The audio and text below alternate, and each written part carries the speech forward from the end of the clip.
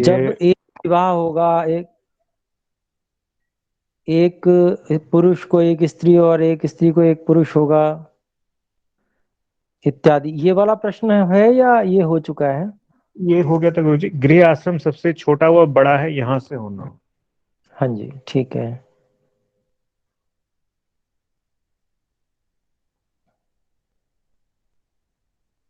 गृहाश्रम शैक्षम। तो प्रश्न है, गृहाश्रम सबसे छोटा व बड़ा है, तो उसका उत्तर देते हैं महर्षि जी।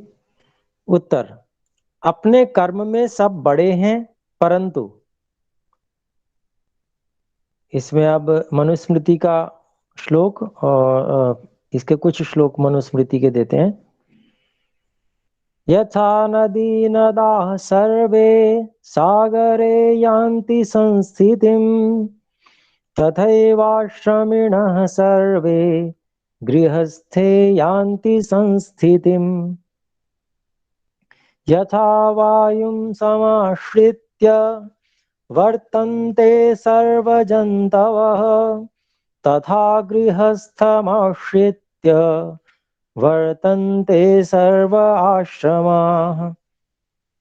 यस्मात्त्रयोऽप्याश्रमिणो दानेनान्नेन चान्वहम्, गृहस्थेनैव धार्यन्ते, तस्माज्ज्येष्ठाश्रमो गृही। स सन्धार्यः प्रयत्नेन स्वर्गमक्षयमिच्छता, सुखं चेहेच्छता नित्यं, यो धार्यो दुर्बलेन्द्रियैः। तो प्रश्न के उत्तर में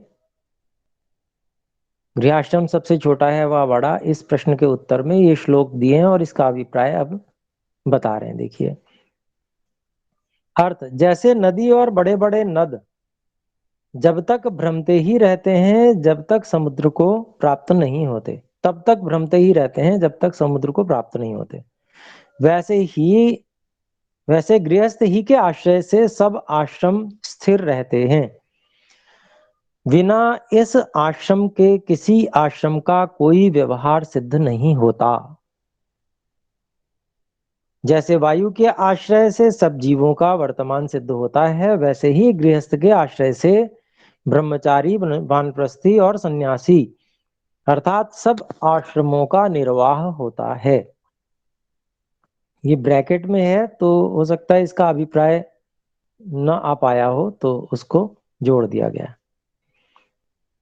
तो तीसरा श्लोक है, जिससे ब्रह्मचारी, वानप्रस्थ और सन्यासी तीनों आश्रमों को दान और अन्नादि देके प्रतिदिन गृहस्थ ही धारण करता है, इससे गृहस्थ ज्येष्ठाश्रम है, अर्थात सब व्यवहारों में धुरंधर कहाता है। इसलिए जो अक्षय मोक्ष और संसार के सुख की इच्छा करता हो, वह प्रयत्न से गृहाश्रम का धारण करे। जो गृहाश्रम दुर्बलेंद्रिय अर्थात भीरु और निर्बल पुरुषों से धारण करने अयोग्य है, उसको अच्छे प्रकार धारण करें। तो देख लीजिए, इसमें भी ये बता दिया गया कि जो गृहाश्रम है वो दुर्बलेंद्रिय, डरपोक, कमजोर लोगों के लिए नहीं है। गृहाश्रम तो जो वीर हैं, बलवान हैं, उन्हीं के लिए है।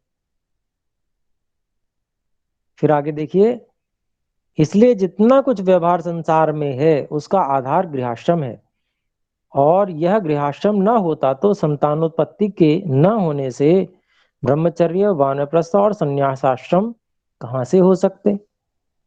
जो कोई गृहाश्रम की निंदा करता है वही निंदनीय है, और जो प्रशंसा करता है वही प्रशंसनीय है। परंतु सभी गृहाश्रम में परंतु तभी गृहाश्रम में सुख होता है कि जब स्त्री और पुरुष दोनों परस्पर प्रसन्न, विद्वान, पुरुषार्थी और सब प्रकार के व्यवहारों के ज्ञाता हों। तो ये वाक्य जो है विशेष है, जो ध्यान गृहस्थ में लोगों को देना चाहिए।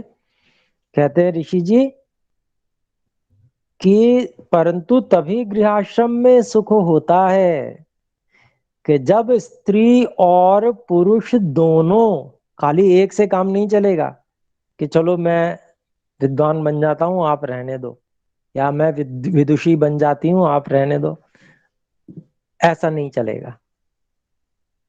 जब स्त्री और पुरुष दोनों परस्पर प्रसन्न, एक दूसरे से प्रसन्न होने चाहिए। दूसरी शर्त रख दी, विद्वान, दोनों विद्वान होने चाहिए।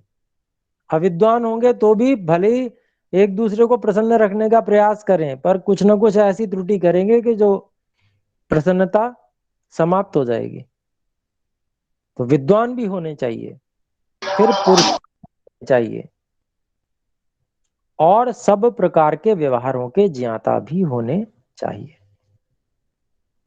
इसलिए गृहाश्रम के सुख का मुख्य कारण ब्रह्मचर्य और पूर्वोक्त स्वयंवर विवाह है। इस चीज को भी समझना है। जो हम पहले समझ के आए इसको हमको धारण करना है, और सब लोगों को करवाना है कि गृहाश्रम के सुख का मुख्य कारण ब्रह्मचर्य है।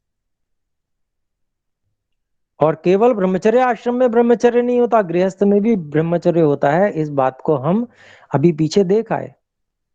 सारी व्यवस्थाएं हमारे व्यक्तिगत ब्रह्मचर्य पर टिकी हुई हैं, सारे के सारे। बल, जिसको अभी कहा था कि व्यक्ति जो है, जो बलवान नहीं है, निर्बल है इत्यादि, रोगी है, दुर्बल इंद्रिय है, वो गृहस्थाश्रम करने के गृहाश्रम करने के योग्य नहीं है। तो ये सब ब्रह्मचर्य की ही से ही संभव होता है। और पूर्वोक्त तो स्वयंवर विवाह, पूर्वोक्त कहा, देखिए पीछे देखना पड़ेगा आपको कैसा स्वयंवर विवाह है। वही जो आचार्य गुरुकुल में गुण कर्म स्वभाव इत्यादि को भेजकर जो व्यवस्था करते हैं और उसमें से फिर चुनाव करना होता है, बिल्कुल वही पद्धति, वही मार्ग है। तो ये तभी गृहाश्रम में सुख हो सकता है।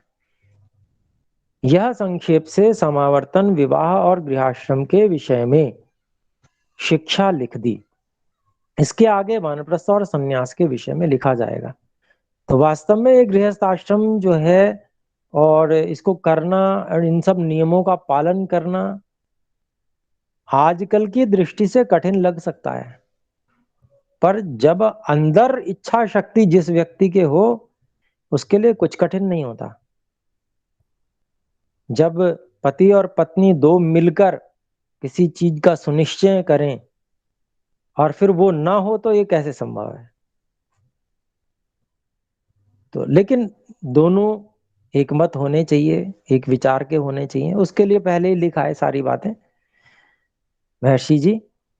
तो ये जो है बहुत गृहस्थियों के लिए पूरा समुल्लास अमृत के समान है। उसको खूब अच्छे से कई बार पढ़ना चाहिए, और उसके अनुसार अपने परिवार में नियम निर्धारण करने चाहिए, आपस में एक दूसरे के साथ मिलकर, पति और पत्नी दोनों को। और अगर माता पिता को जानकारी नहीं है, ज्ञान नहीं है, उनको भी ज्ञान कराना चाहिए कि देखिए ऋषियों के अनुसार हम जीवन जीते हैं, और ऋषियों का ये विधान है, हम तो ऐसे ही जिएंगे, आपकी सेवा में कमी नहीं होने देंगे, पर हमारा जीवन ऐसे चलेगा। यदि माता पिता अनभिज्ञ हैं इन चीजों से, तो उनको ज्ञान कराना चाहिए। और ये आदर्श है, इसमें आपका भी हित है, आपको भी पूरी पूरी सेवा शुश्रूषा और सब कुछ मिलता रहेगा, आप भी आनंद में रहेंगे। और जो इन नियमों से विपरीत चलने वाले व्यक्ति, वे स्वयं सुखी नहीं रह सकते, दुखी रहेंगे, वो माता पिता को कैसे सुख देंगे?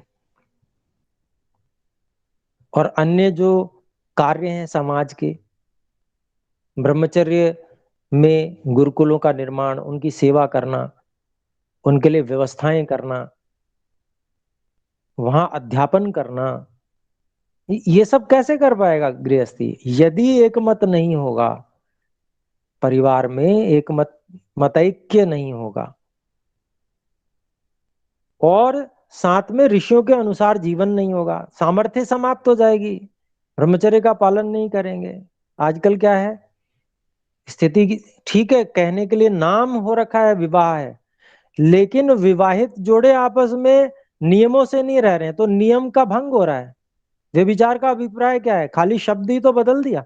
नियम भंग करना और व्यभिचार करना दोनों एक ही बात है। व्यभिचार थोड़ा सा शब्द थोड़ा कठोर लगता है कि व्यभिचार कर रहे हो आप, कठोर लगता है? उसको एक अर्थ में ही प्रयोग किया जा रहा है आजकल समाज में इस कारण से। लेकिन अर्थ क्या है उसका? अर्थ यही है, नियम का भंग करना। यदि हम ऋषियों के बनाए ब्रह्मचर्य आदि नियमों का भंग कर रहे हैं, जैसे कि ये पूरे समुल्लास में गृहस्थी को भी ब्रह्मचर्य से रहना है, ये सब बातें बताई गई। वो सामर्थ्य यदि शरीर में नहीं बचेगी, उसको हम भोगों को भोग कर समाप्त कर लेंगे, तो हम कैसे सुखी रह सकते हैं? स्वयं तो रोगी और दुखी रहेंगे, ना हम माता पिता की सेवा कर पाएंगे, ना हम ब्रह्मचर्य आश्रम और के लिए अर्थात जो गुरुकुल आदि है उनके व्यवस्था करने, वहां अध्यापन करने और वहां जो भी कार्य हैं सेवा आदि, उन सब में कोई योगदान दे पाएंगे, ना हम वानप्रस्थियों के लिए कुछ कर पाएंगे। वानप्रस्थी माता पिता ही हुए, भले ही आजकल वो व्यवस्था नहीं है कि वन में जा सकें, वो घर में रहते हैं तो अलग बात है। जो भी व्यवस्था है उस व्यवस्था में हम उनको कोई सहयोग कर नहीं पाएंगे जब हम अपने ही शरीर से फ्री नहीं है। हम अपने ही शरीर की उसमें लगे हुए हैं कि इसको किस तरह से हम स्वस्थ रखें, हम स्वस्थ ही नहीं रह पा रहे हैं। परेशान हम हैं तो दूसरों को क्या देंगे? हम परेशानी ही देंगे, सुख नहीं दे सकते। खुद भी दुखी रहेंगे, दूसरों को भी दुखी करेंगे। तो इसलिए नियमों का पालन बहुत आवश्यक है। इसी प्रकार से गृहस्थी ठीक रहेंगे, स्वस्थ रहेंगे, प्रसन्न रहेंगे, तभी वो अतिथियों को अपने यहाँ बुला सकेंगे। सन्यासी इन्हीं में से बनेंगे वो गृहस्थी जो अपने जीवन को बहुत सुंदर बनाकर चल रहे हैं, नियमों में चल रहे हैं, उनके शरीर में सामर्थ्य बचेगी, वानप्रस्थ के बाद भी वो सन्यास की ओर आगे बढ़ सकेंगे, इतनी शरीर में सामर्थ्य होगी। आजकल सामर्थ्य समाप्त कर ले रहे हैं, फिर घर की सुख सुविधाओं को छोड़ ही नहीं पा रहे हैं। जब सामर्थ्य समाप्त कर लिया आपने भोगों को भोग कर, फिर बचा क्या? फिर तो बोझ है धरती पर। ऐसा शरीर तो न रहे तो ज्यादा अच्छा, कि जो बिल्कुल बोझ बना हुआ है। तो इस प्रकार अपने को ये विचार करना चाहिए कि हम बोझ ना बन जाएं। हम जो वेद में परमात्मा ने आदेश किया है कि हे मनुष्य, तू 100 वर्ष तक कर्म करके करते हुए जीने की इच्छा कर, यजुर्वेद के 40वें अध्याय में, उस आदेश का पालन करें। 100 वर्ष तक हम सक्रिय रहें, पूरी तरह से सक्रिय रहें, हम आश्रित ना रहें, हम दीन ना बने। ऐसी सामर्थ्य शरीर के साथ में हमारे को रखनी है बनाकर। संकल्प करके चलिए, और मैं आपके साथ में हूं। अगर मान लीजिए किसी कारण से शरीर, मान लीजिए पहले ज्ञान नहीं था जिसके कारण से शरीर में कुछ कमी आई है, परंतु यदि अभी भी आपके मन में और हमारे मन में ये संकल्प है कि मैं इस शरीर को फिर से बलवान बनाना चाहता हूं, चाहे मैं 50 का हो गया, चाहे मैं 55 का हो गया, चाहे मैं 60 का हो गया, 70 से पहले पहले जो भी व्यक्ति,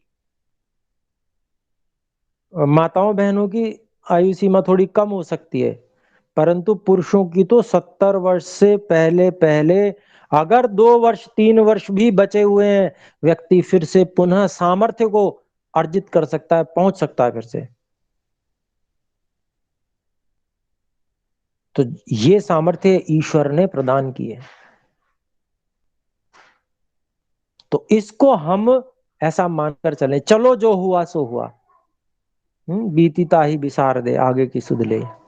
जो कुछ हुआ सो हुआ, कोई बात नहीं, लेकिन अब हमारे मन में साधना के लिए, ईश्वर भक्ति के लिए, ऋषियों के मार्ग पर चलने के लिए अगर संकल्प आ रहा है, तो निश्चित रूप से मैं 100% आपके साथ में सहयोग करूंगा, 100%।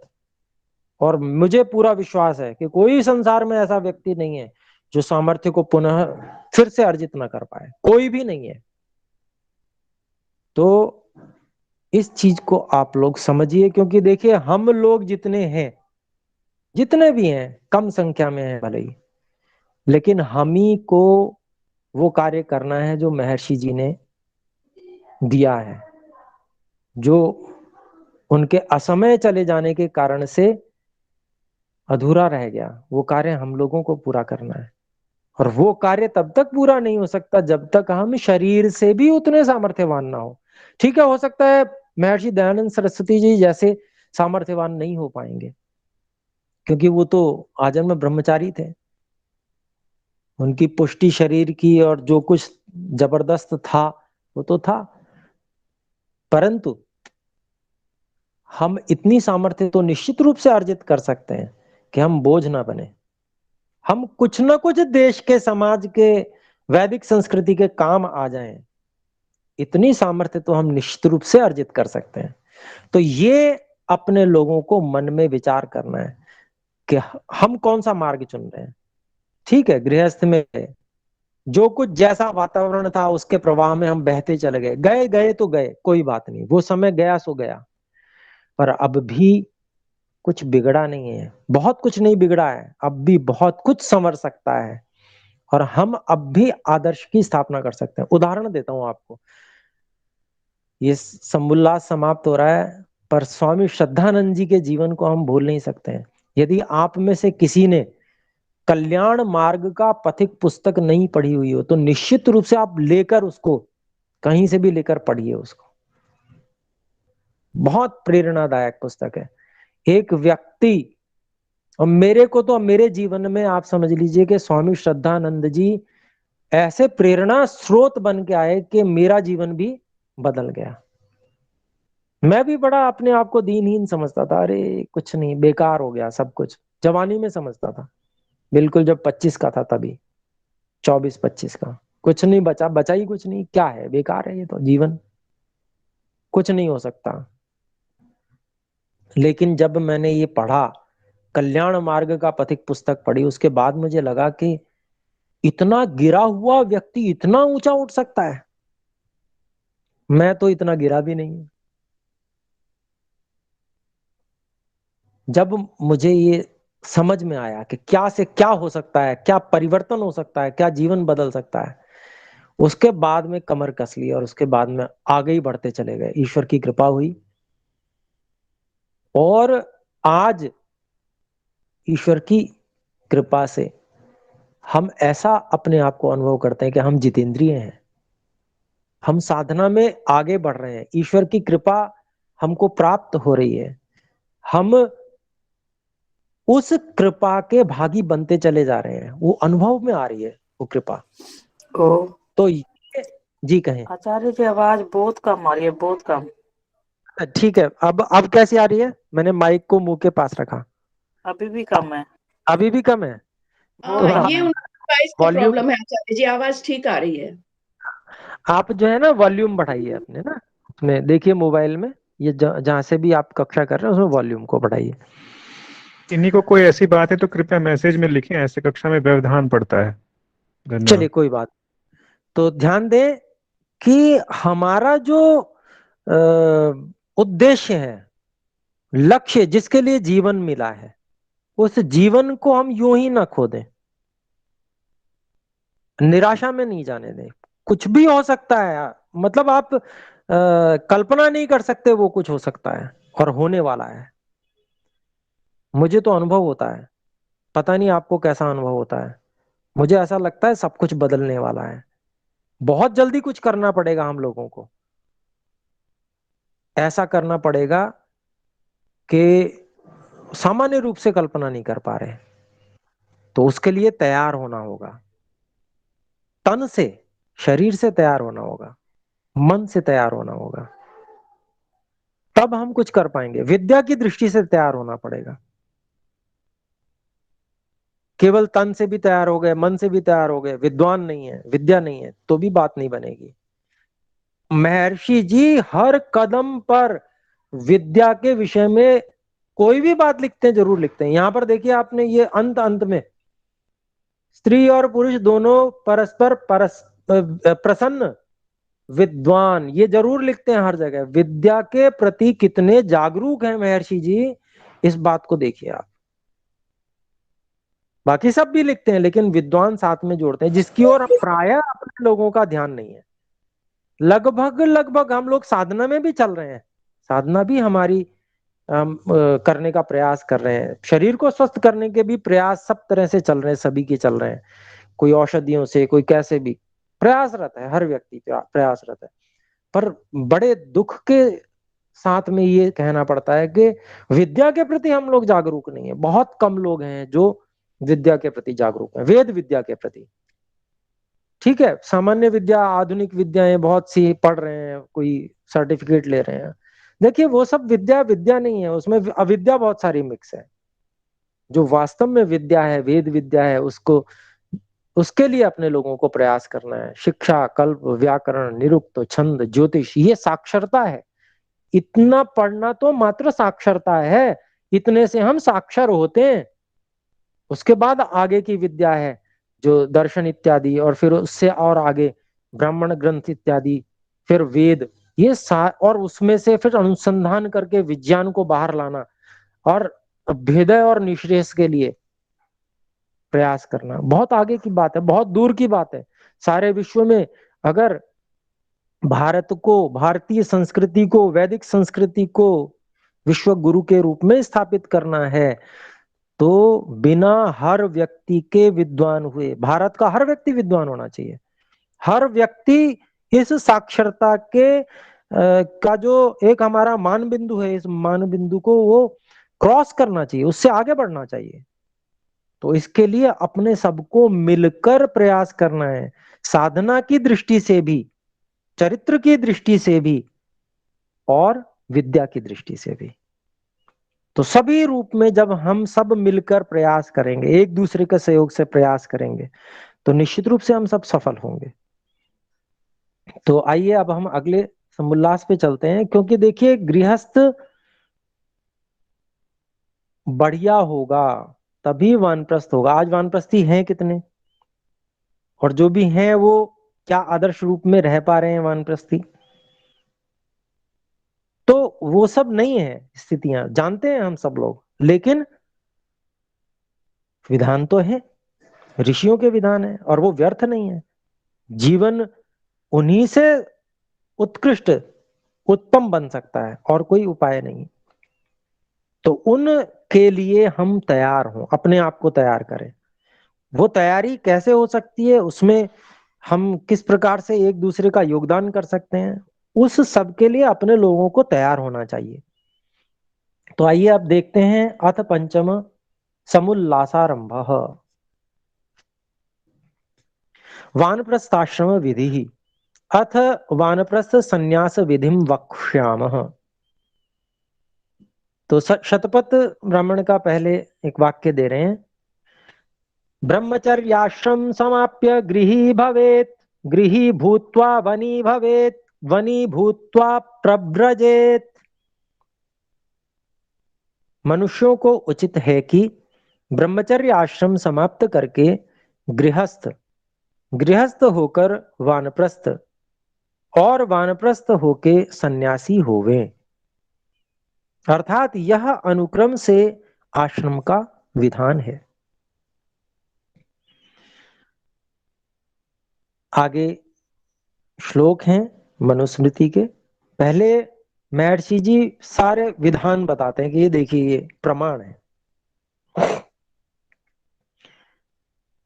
एवं गृहाश्रमे स्थित्वा विधिवत् स्नातको द्विजः वने वसेत्तु नियतो यथावत् द्विजितेन्द्रियः गृहस्थस्तु यदा पश्येत् वलिपलितमात्मनः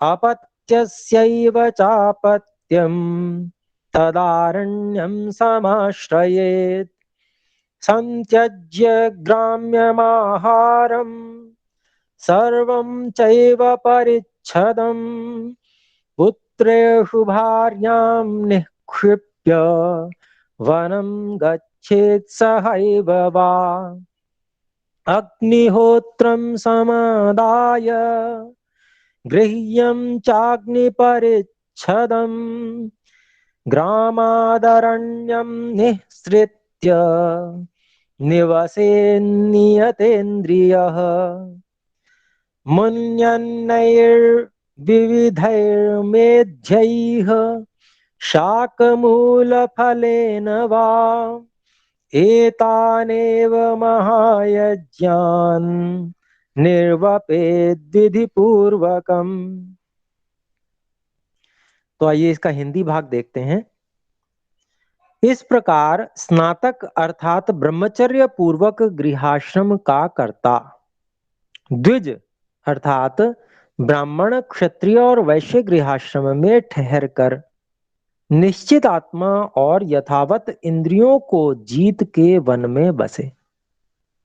अर्थात गृहाश्रम जब पूरा हो जाए तो उसके बाद में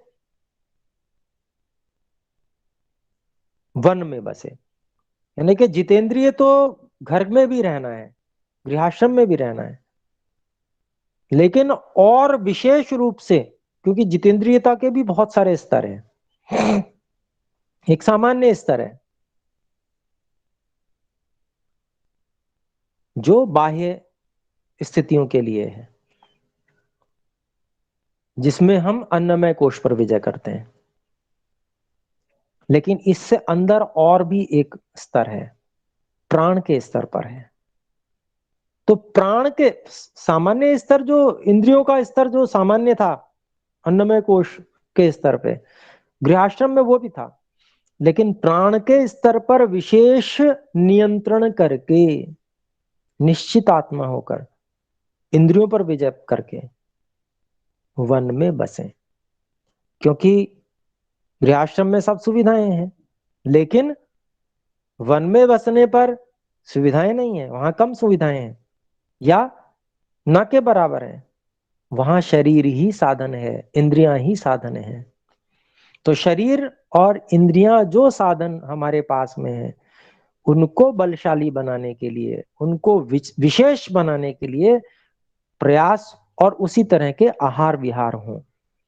क्योंकि गृहस्थ में अधिक सुविधाएं हैं, अधिक हमारे पास में अन्नपान इत्यादि जो भी कुछ है वो सब कुछ है, तो हम उनका उपयोग कर रहे हैं और उस हिसाब से जीवन जी रहे हैं। लेकिन जब हमारे पास में बाह्य साधन कम हो गए तो हमारा अन्न भी उसी ढंग का होगा, जो उन साधनों में हमको स्वस्थ रख पाए, कम साधनों में भी स्वस्थ रख पाए। बाहरी साधन कम है तो भी हम पूरी तरह से स्वस्थ रहें, निरोगी रहें, बलवान रहें, इंद्रियां पूरा कार्य करती रहें। तो इसीलिए यहां पर और यथावत, जैसे पहले थे, इंद्रियों को जीत के और अधिक बलवान बनाना है और वन में बसे। आगे देखते हैं। परंतु जब गृहस्थ शिर के श्वेत केश और त्वचा ढीली हो जाए और लड़का भी होवे, तब वन में बसे।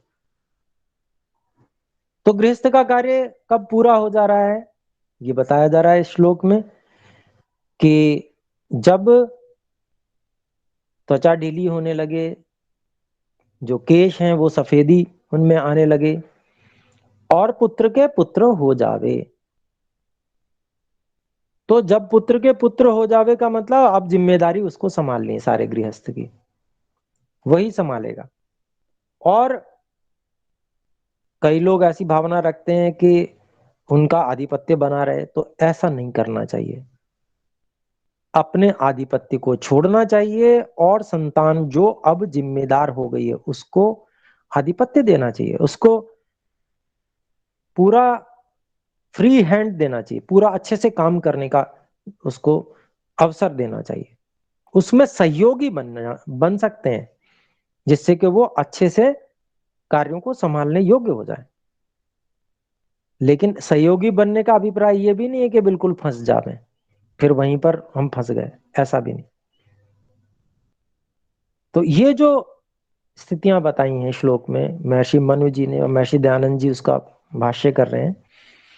तो उनका कहना यही है कि हम लोग इन चीजों का ध्यान रखें। आजकल स्थिति कुछ बदल गई है, शहरों में हम लोगों को रहने की आदतें हैं, हम ज्ञान विज्ञान से लगभग रिक्त हैं।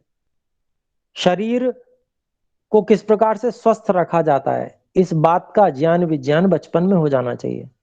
अर्थात आयुर्वेद से संबंधित स्वस्थ वृत्त आदि का ज्ञान तो बच्चों को हो जाना चाहिए, और विशेष रूप से जो महिलाएं हैं उनको तो बहुत अच्छे से आयुर्वेद को का ज्ञान होना चाहिए, तब वो पूरे परिवार को स्वस्थ रख सकती हैं गृहस्थ में। और इतना ज्ञान होगा तो आत्मविश्वास रहता है व्यक्ति को। आज क्या स्थिति है, सब अपने अपने व्यवसाय में लगे हुए हैं, स्वास्थ्य किसके भरोसे छोड़ा है, डॉक्टर के। और पूछे तो डॉक्टर के, भाई डॉक्टर साहब आप स्वस्थ हैं क्या, पूछ लीजिए किसी से, पता चलेगा आपको उत्तर। जो व्यक्ति स्वस्थ हो उससे इलाज करा लीजिए, तो आपको बहुत कम ऐसे डॉक्टर मिलेंगे जो स्वयं भी स्वस्थ होंगे। तो कोई ऐसा व्यक्ति ही नहीं है इस समाज में जो डॉक्टर है नाम का प्राणी है कि वो स्वस्थ हो, तो हम उससे क्या आशा लेके जाएंगे कि हम उससे, वो हमें स्वस्थ कर देगा। तो इसलिए ये जिम्मेदारी किसी और की नहीं है, स्वयं अपनी है, स्वयं ज्ञान करना है। तो उसके लिए हमको प्रयास करना होगा। तो वो सारे प्रयास, संस्कृत आदि पढ़ना, वो कभी भी किए जा सकते हैं। ये अवस्था निकल गई जी हमारी तो बहुत उम्र हो गई है, ऐसा ऐसा कुछ नहीं होता है। ये यहाँ पर विधान वानप्रस्थ का इसीलिए है, जो कुछ हम नहीं कर पाए,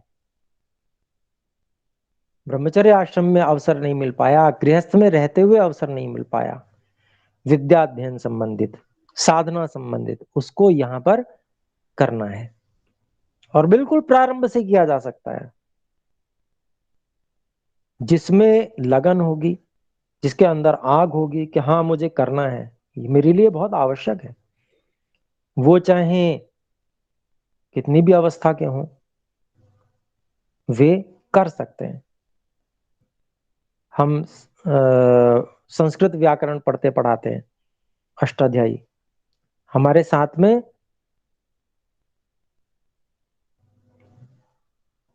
जो बिल्कुल रिटायर्ड और एक व्यक्ति हैं, वे भी जुड़े हुए हैं, और बहुत उत्साह है उनमें। ठीक है कम कर पाते हैं लेकिन लगे हुए हैं, मतलब, और बहुत कुछ करते भी है वो। मैं समझ रहा हूँ शायद उपस्थित भी हूँ, अपने सत्य प्रकाश जी हैं, चलिए कोई बात नहीं। तो इस चीज को समझना चाहिए कि व्यक्ति में उत्साह होना चाहिए करने के लिए। केवल ये समझना कि नहीं मुझे करना है, ऋषियों के अनुकूल मुझे जीवन जीना है, तो उसके लिए जो कुछ करना होगा वो मैं करने के लिए तैयार हूं, तो फिर उत्साह आ जाता है और फिर व्यक्ति कार्य में लग जाता है, और फिर उसके साधन मिलते चले जाते हैं। व्यक्ति सोचता है अरे मैं तो ऐसा सोचता था कि अरे कुछ नहीं हो सकता है, फिर कुछ जब होने लगता है तो लगता है अरे नहीं मैं गलत सोचता था। तो यह बात अपने को समझनी है। आइए देखें, ग्राम के आहार वस्त्रादि सब उत्तमोत्तम पदार्थों को छोड़ पुत्रों के पास स्त्री को रख वह अपने साथ लेके वन में निवसे। तो यहां पर देखिए, ग्राम के आहार छोड़ देने हैं। गांव के आहार क्या क्या हैं, आजकल तो बहुत ही बुरी स्थिति हो गई आहारों को, पिज्जा बर्गर इत्यादि, चाउमीन। लेकिन वो तो वैसे भी नहीं करना चाहिए, गृहस्थों को भी नहीं प्रयोग करने चाहिए। लेकिन जो सामान्य हम भोजन करते हैं, जिसमें हम गेहूं की या अन्न जो भी हैं हमारे, उनकी हम रोटी का सेवन करते हैं, वो सारे के सारे आहारों का यहाँ पर निषेध है। ग्राम के आहार, वस्त्र आदि सब उत्तमोत्तम पदार्थों को छोड़। अब कैसे कैसे वस्त्र पहनते हैं, अब जिनका अभ्यास हो गया ना, बिल्कुल क्रीज वाली पैंट होनी चाहिए, वो वृद्धावस्था में भी वैसे ही पहनते रहते हैं, आदत बन गई है वैसी, वो नहीं छोड़ सकते उसको, मन ही नहीं बनाया, छोड़ेंगे कैसे। शर्म आती है, घर से बाहर निकले तो कैसे हमारा जो है कुछ कमी होनी चाहिए, बाहर से बिल्कुल, अंदर से कितना भी रोगी हो व्यक्ति, बाहर से चिकना चुपड़ा और अच्छा दिखना चाहिए। ये एक मानसिकता आज पाश्चात्य अंधानुकरण से हम सब लोगों में आ गई है। तो देखिए ऋषि क्या विधान कर रहे हैं, कहते हैं ग्राम के आहार छोड़ दीजिए, वस्त्र आदि छोड़ने होंगे, उत्तमोत्तम पदार्थ छोड़ दीजिए। अब ये छूटता नहीं लोगों का, इसीलिए घर को छोड़ नहीं पा रहे। तो कहते हैं इनके बिना तो हम रह ही नहीं सकते, हम जिएंगे कैसे। उसका कारण यही है कि सामर्थ्य न होने के कारण से, सामर्थ्य को समाप्त कर लेने के कारण से, भोगवादी हो जाने के कारण से आत्मविश्वास नहीं रहा।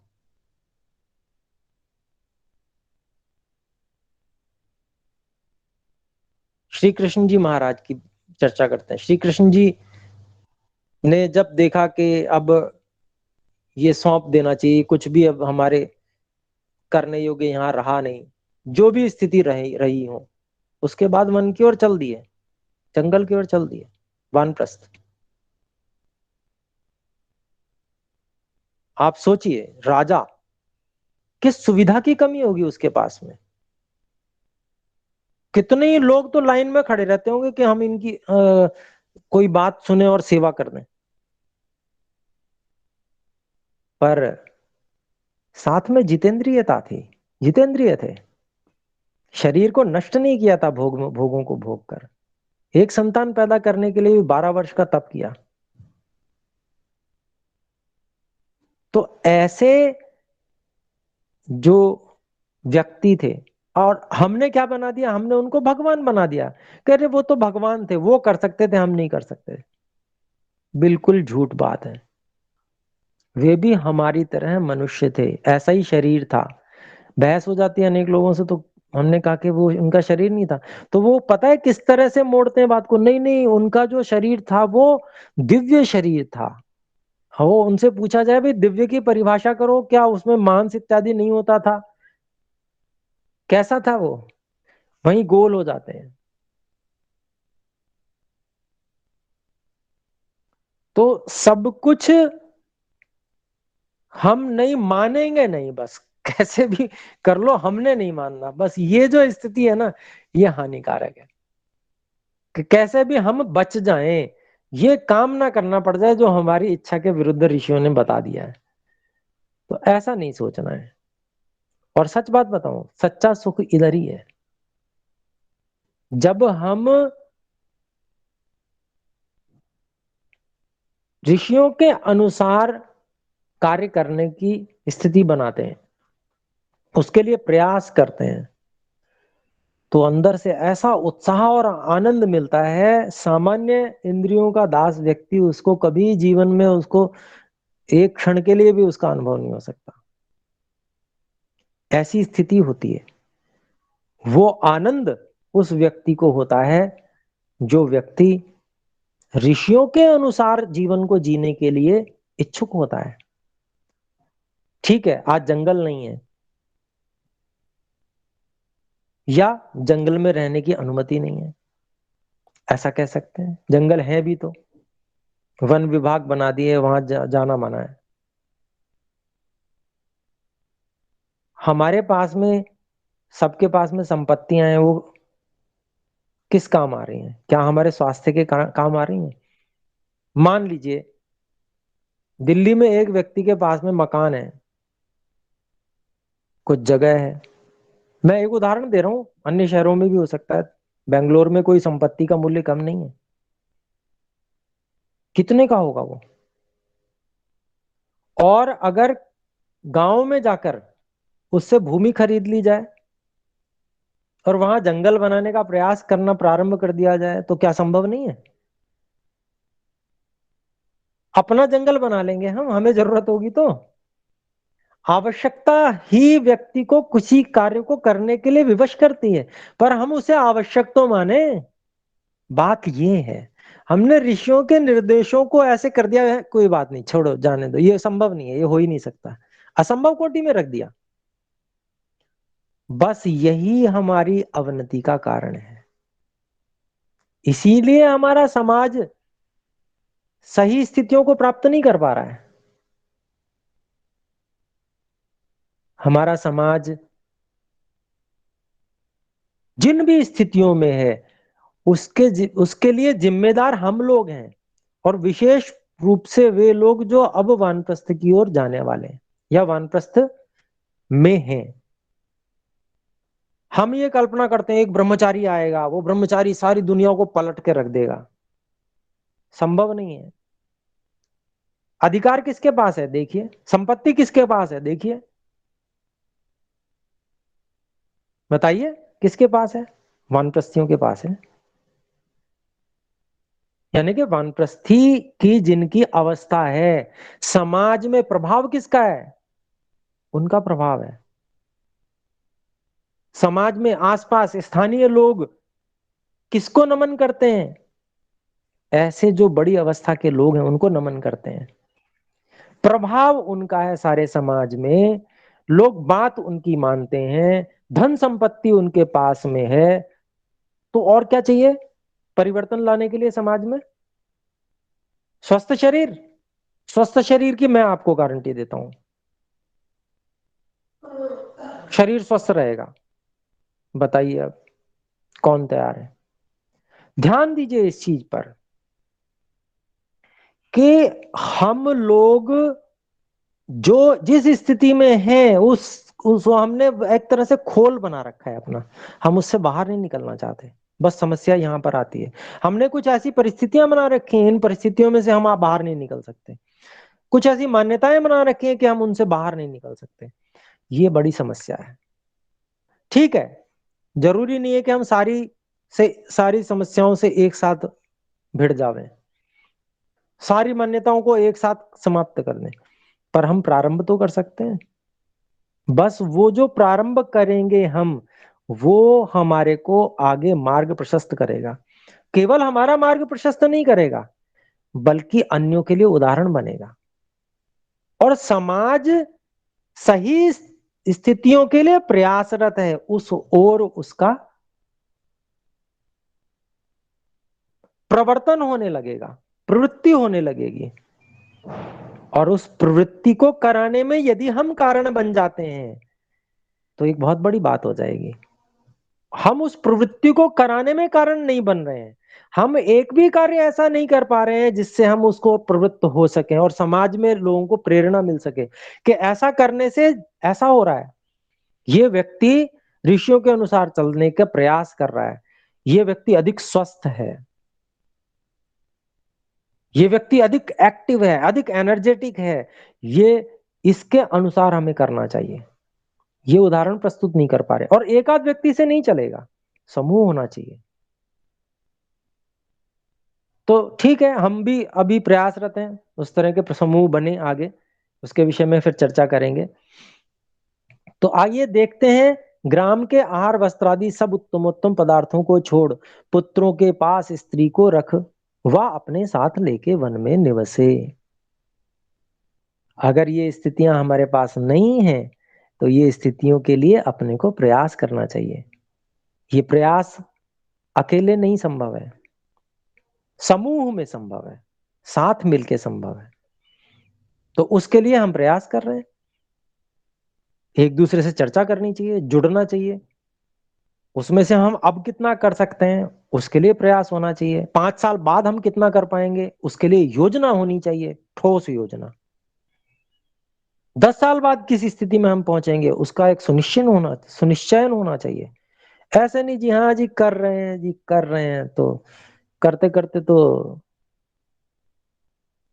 हम किस स्थिति में पहुंच गए हैं। मैं आर्य समाज की बात कर रहा हूं, महर्षि दयानंद सरस्वती के द्वारा स्थापित की गई संस्था, जिसको कितना तेजस्वी होना चाहिए था, आज किस स्थिति में है। तो उस चीज को अपने को समझना है। जब तक हम ऋषियों के अनुकूल बातों को जो उन्होंने कहा, उन्होंने निर्देश किए हैं, उनको हम लेकर अपने जीवन में नहीं चलेंगे। हमने क्या किया, आर्य समाज को एक हमने कम्युनिटी सेंटर बना दिया है। वहां जाके हम आएंगे, हाँ जी, थोड़ा हवन कर लेंगे, हम थोड़ी सी संध्या सीख लेंगे, बच्चों को गायत्री मंत्र सिखा देंगे। क्या इतने से जीवन में कोई परिवर्तन आने वाला है? क्या इतने से कोई बहुत बड़ा कार्य हो जाने वाला है? इसको तो कर ही रहे हैं सभी लोग, और उतने में फिर वाह वाह।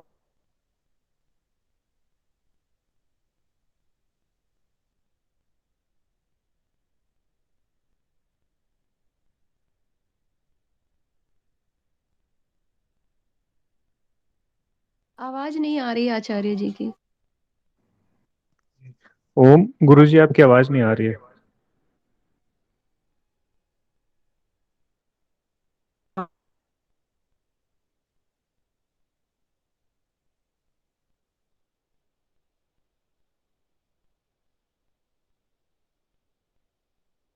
कोई सिग्नल प्रॉब्लम हुआ होगा, कट के फिर से ज्वाइन करेंगे। ताली हो जाती है, हाँ जी, अरे उसके बच्चे को तो गायत्री मंत्र याद है, इतना छोटा सा बच्चा गायत्री मंत्र याद।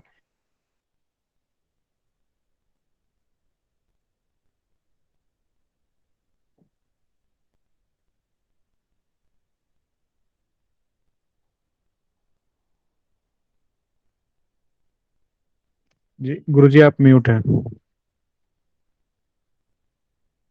ओम। ओम। जी गुरुजी, अभी स्पष्ट है। मेरी आवाज आ रही है जी?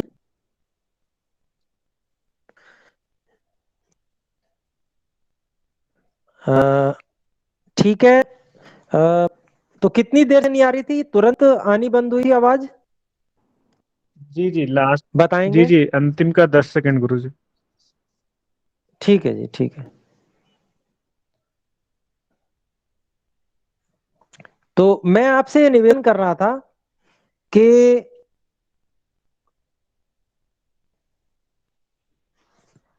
हम गायत्री। लोग आर्य समाज। ओम। कहें? ओम गुरु जी जो गायत्री मंत्र जो सिखाते वही तक आया था। हाँ हाँ हाँ, ठीक है, धन्यवाद। तो मैं आपसे ये निवेदन कर रहा था कि हम आर्य समाज इत्यादि जगहों पे जाकर, और इस प्रकार से हम केवल थोड़े से कार्यों को करके संतुष्ट हो जाते हैं, इतने से कार्य चलने वाला नहीं है। और आर्य समाज एक क्रांतिकारी संगठन है, जिसने देश की आजादी में बहुत बड़ा योगदान किया। क्या हम इस इतिहास को दोहरा दोहरा कर ही संतुष्ट होते रहें, या आर्य समाज आज फिर से एक नई क्रांति खड़ी करने के लिए फिर से उद्यत होना चाहिए, जो पूरे समाज को आज की दुरावस्था से फिर से बाहर निकाल सके? तो क्या इतने प्रयास से संभव है ये, कि अपने हमने अपने बच्चों को गायत्री मंत्र याद करा लिया, ज्यादा हो गया तो संध्या याद करा दी, इतने से हो जाएगा? नहीं होगा। हमको ऋषियों के जो निर्देश हैं, उन निर्देशों को समझकर उनमें उनके लिए प्रयत्न करने पड़ेंगे, सामूहिक प्रयत्न। वो सामूहिक प्रयत्न जब हम मिलकर करेंगे, तब जाकर वो व्यवस्थाएं बनेंगी जिन व्यवस्थाओं की हमें आवश्यकता है। वैदिक संस्कृति का आधार है ये वानप्रस्थ आश्रम। कैसे? अभी मैंने आपके सामने रखा। ब्रह्मचारी अगर गुरुकुल से आया, उसके पास क्या है? ना उसके पास समाज में कोई विश्वास है। नया व्यक्ति पे कौन विश्वास करेगा? ना उसके पास कोई धन संपत्ति है। समाज में कार्य करने के लिए किस चीज की आवश्यकता है, और वो किसके पास है?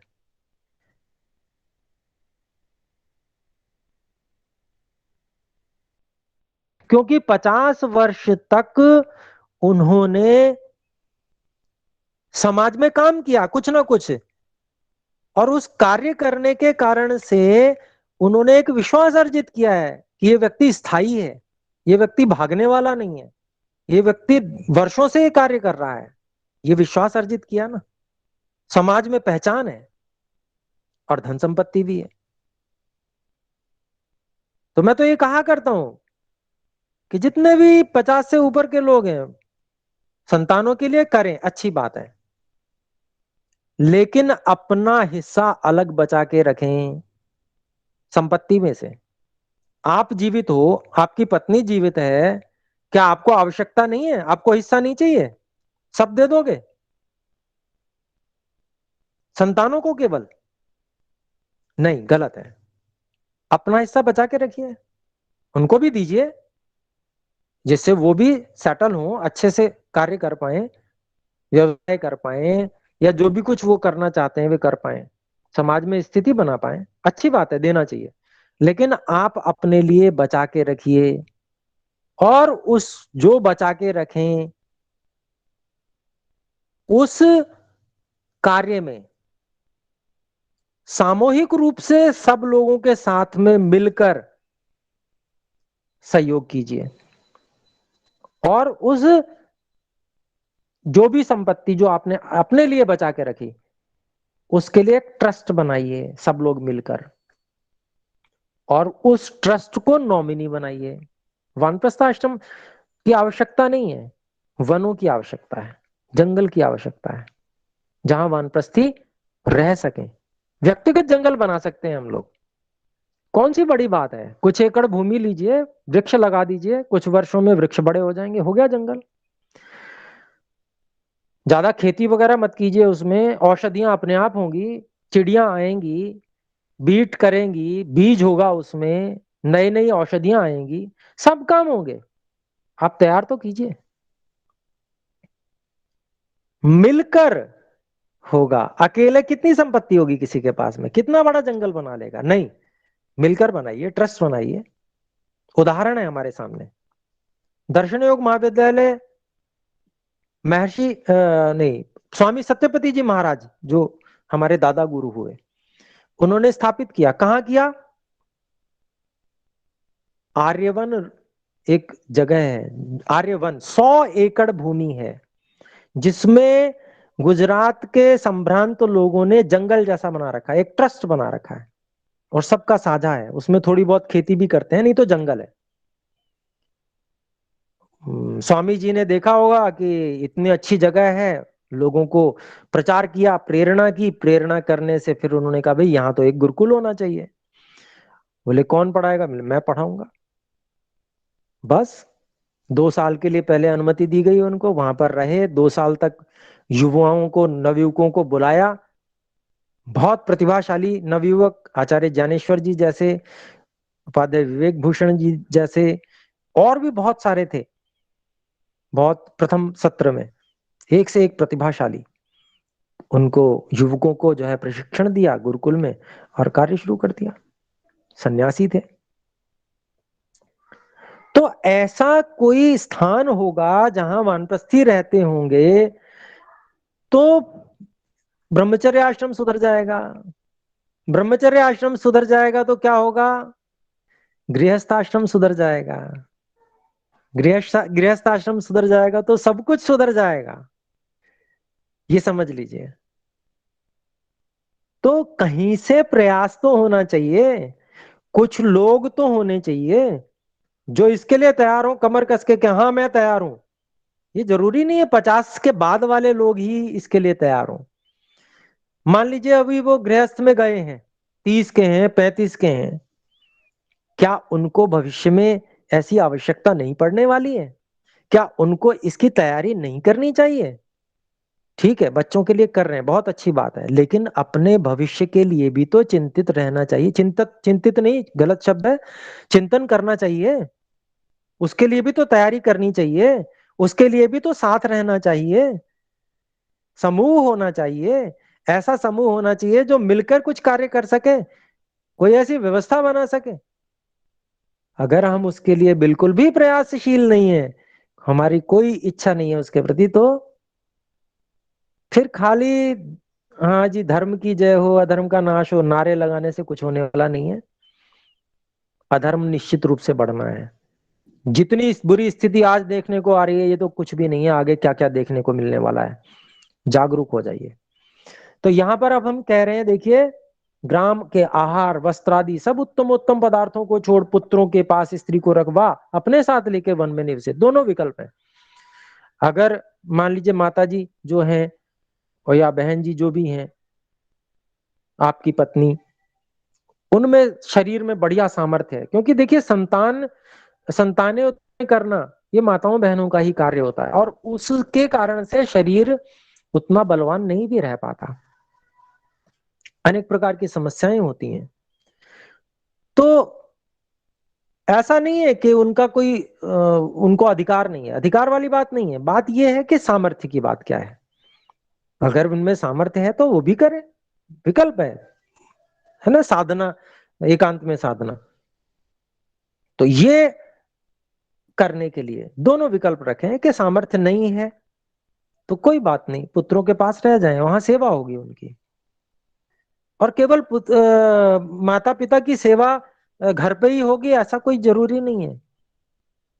गृहस्थी लोग अनेक अवसरों पे माता पिता से मिलने जा सकते हैं, वानप्रस्थ जहां पर भी हो, वो वहां जाके उनके लिए कुछ ना कुछ फल इत्यादि जो भी वे ग्रहण करते हैं उनके लिए वहां ले जाके दे सकते हैं, वो सेवा होगी, है ना। वहां उपदेश ले सकते हैं उनसे, सलाह मशविरा कर सकते हैं उनसे जाकर।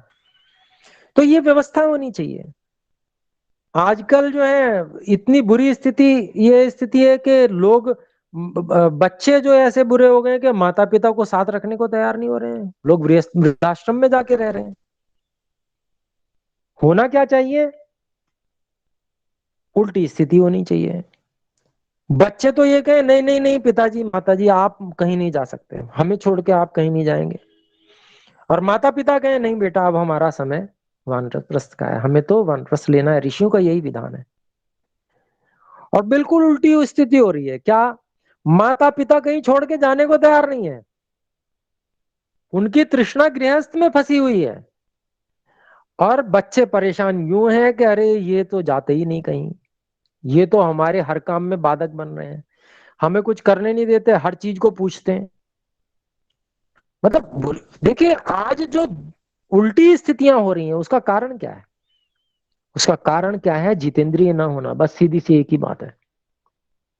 गृहस्थ में जितेंद्रियता पूर्वक ब्रह्मचर्य आदि का पालन न करते हुए भोगों में रत हो जाने के कारण से शरीर का जो नाश किया, उसके कारण से आत्मविश्वास जाता रहा, समाप्त हो गया, और दीनता की स्थिति आ गई है। माता पिता लोगों की दीनता की स्थिति आ गई है।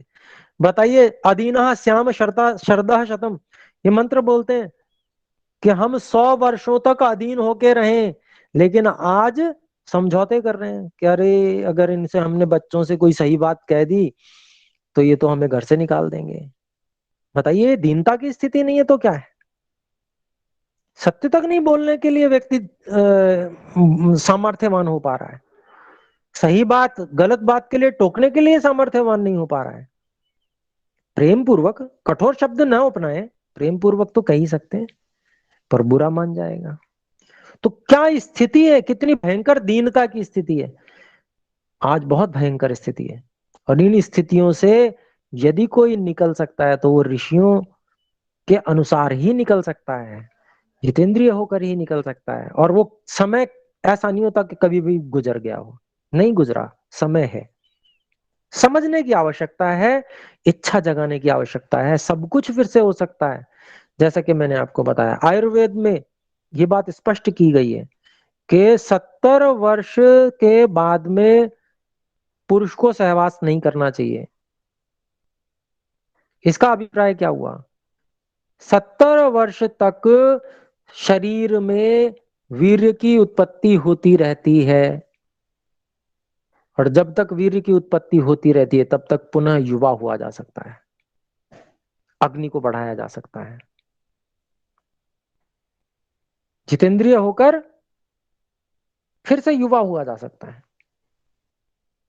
फिर उसके बाद में क्रम कम हो जाता है, 70 वर्ष के बाद में कम हो जाता है, धातुओं का बनना, क्षय अधिक होता है। तो इसका मतलब क्या हुआ, इसका मतलब ये हुआ कि जिन लोगों ने ये हार मान ली है वो ये सोचने लगे हैं कि अरे हम तो 50 के हो गए, हम 55 के हो गए, हम 60 के हो गए। माताओं बहनों में थोड़ी सीमा कम हो सकती है, मैं उसका निषेध नहीं कर रहा, पर देखिए अब ईश्वर ने शरीर बनाया, जैसा भी है, जैसा भी जिसका भी है, उसको हमको वैसे ही स्वीकार करना है, समझना है उसको, और उसको समझकर वैसे ही हमको कार्य करना है, और उसको अधिक से अधिक हम बलवान बना सकते हैं। तो आइए, हम हार नहीं मानेंगे, बस ये बात मन में होना चाहिए। जैसी भी स्थिति में हम हार नहीं मानेंगे। हम जैसी भी स्थिति में, हम 70 से ऊपर भी भले ही चले गए हो, तो भी हार नहीं माननी है, तो भी हम बहुत कुछ कर सकते हैं। जितना शरीर है, जैसा है, उसी से हम क्रांति में सहयोग कर सकते हैं, जैसे भी हो सके। तो उससे फिर हमें क्या लाभ होगा? उससे हमें इस जन्म में नहीं, अगले जन्म में लाभ होगा। हमको वो इस व्यवस्थाएं मिल जाएंगी जो हमने इस जन्म में बनाई है। तो आगे देखते हैं, देखिए, सांगोपांग अग्निहोत्र को लेके ग्राम से निकल दृढ़ेंद्रिय होकर अरण्य में जाके बसे।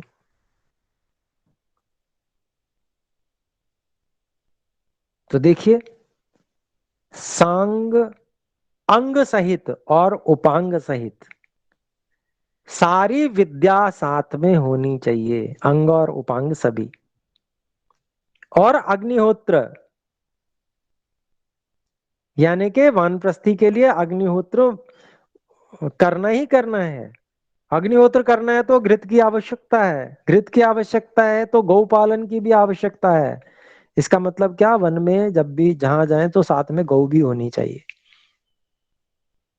गौपालन साथ में करते रहेंगे, सेवा करते रहेंगे, और दूध से जो घृत बनेगा, छाछ स्वयं पिएंगे और घृत से अग्निहोत्र करेंगे। त्याग भाव। घी है खाने के लिए, अच्छी बात है, लेकिन यज्ञ में लगा दिया, उससे जो प्रसाद बचा वो ग्रहण कर लिया। तो इतना सुंदर कार्यक्रम कहाँ मिलेगा? संभव ही नहीं है। ये तो वैदिक संस्कृति ही है, और इसको पुनर्जीवित करने के लिए अपने सबको लगना होगा। फिर आगे देखते हैं, देखिए, दृढ़ेंद्रिय होकर अरण्य में जाकर बसे। ग्राम से निकल दृढ़ेंद्रिय होकर अरण्य में जाके बसे। अब दृढ़ इंद्रिय होना बहुत जरूरी है।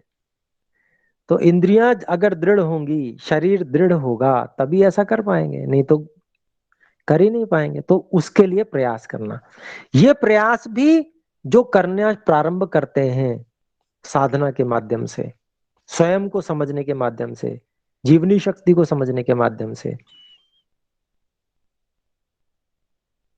वे भी उस मार्ग में आगे बढ़ रहे हैं, अपने आप को तैयार कर रहे हैं। उसके लिए अपने को तैयार करना चाहिए। तो दृढ़ेंद्रिय होकर, ये विधान है।